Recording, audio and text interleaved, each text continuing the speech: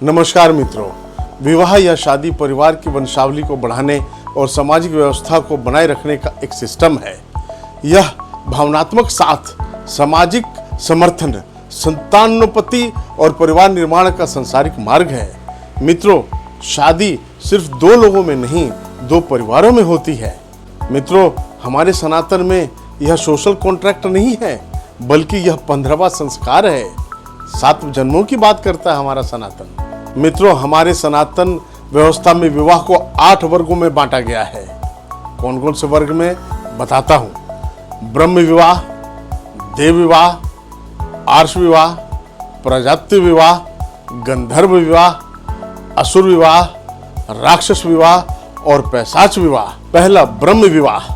ब्रह्म विवाह मित्रों सर्वश्रेष्ठ विवाह माना गया है। दोनों पक्ष की आपसी सहमति से सुयोग्य वर से कन्या का मंत्रोच्चारण और सामाजिक विधि विधान के साथ विवाह कराया जाता है।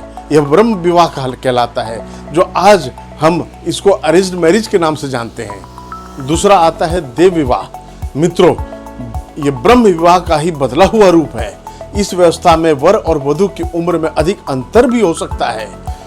इस व्यवस्था में किसी धार्मिक या अन्य काम के बदले सिद्ध पुरुष से कन्या की शादी हो सकती है।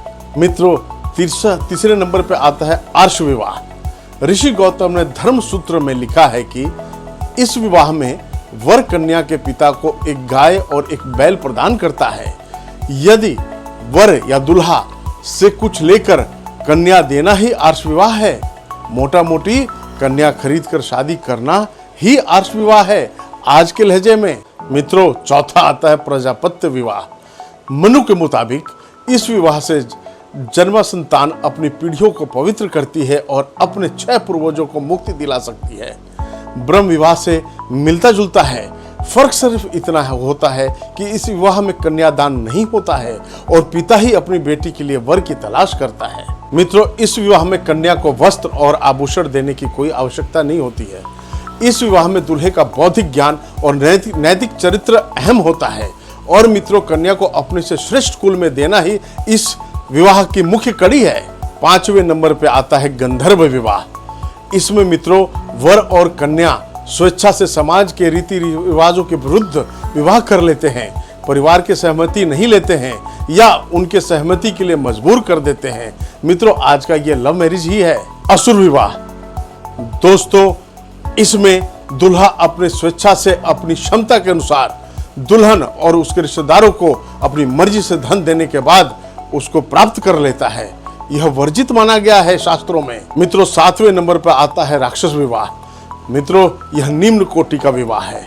किसी कन्या को जबरदस्ती अपहरण कर उसे विवाह रचाना ही राक्षस विवाह है। जैसे रावण ने माता सीता का अपहरण करके असफल प्रयास किया था। मित्रों, अंत में आता है पैशाच विवाह। यह एक आधार्मिक विवाह है, धर्म से बिल्कुल जुड़ा नहीं है। मित्रों, जब कोई पुरुष किसी सोई हुई या किसी कन्या को नशे में बरगलाकर या वैसे बरगलाकर प्रलोभन देकर या मानसिक विक्षिप्त महिला को बलात्कार करता है और फिर महिला को सम्मान देने के लिए विवाह करता है, यह पैशाचिक विवाह है।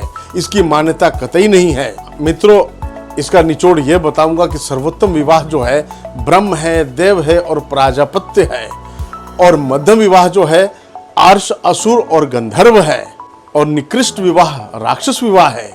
और अधम महाभ्रष्ट विवाह जिसे हम कह सकते हैं वो पैशाच विवाह है। मित्रों, विवाह के पश्चात जो पति पत्नी एक दूसरे से संतुष्ट होते हैं और विवाहेतर संबंध नहीं बना रखते हैं, ऋतुगामी होते हैं, वे श्रेष्ठ माने जाते हैं और ऐश्वर्यवान होते हैं। मित्रों, 21वीं शताब्दी है। आजकल एक नया प्रचलन चला है लिव इन रिलेशनशिप, जिसमें न जन्म का हो बंधन, न समाज का हो बंधन, न कर्तव्य का हो बंधन, केवल आधुनिकता का हो स्पंदन। मित्रों, अंत में प्रश्न आता है मेरा, क्या 7 वचनों वाली शादी हमारे समाज और जीवन में या परिवार के लिए सार्थक है, या जिसमें कोई वचन या प्रॉमिस ना हो जैसे कि लिव इन रिलेशनशिप है वह सार्थक है? आपको बताना है मित्रों क्या सार्थक है। लेकिन दोस्तों, आप जब तक बताएंगे तब तक आप प्रसन्न रहें, स्वस्थ रहें, मस्त रहें। नमस्कार दोस्तों।